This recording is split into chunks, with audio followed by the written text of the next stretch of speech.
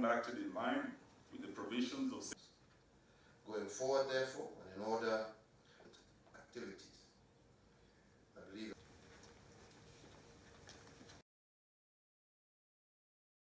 for the good service they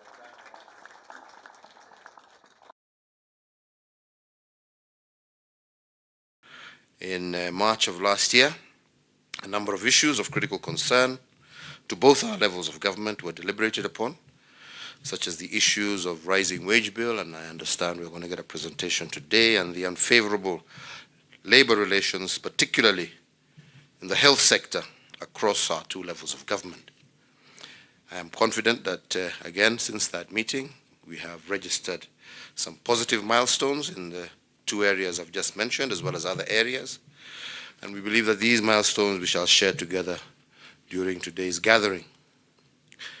We also note that on the agenda, there is a framework also for the implementation of our Big Four plan between our two, again, levels of government. And we're all looking keenly with interest to learn where we are to date in terms of food and nutrition security, affordable housing, manufacturing, as well as universal health coverage.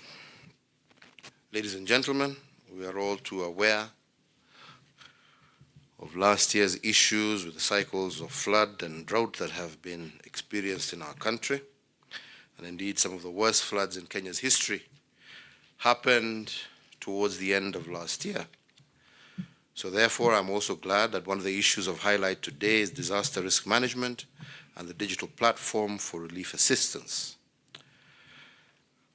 There is no doubt that these initiatives will not only in future minimize suffering of our people during floods and other disasters, but also provide resources, savings for other social programs and projects.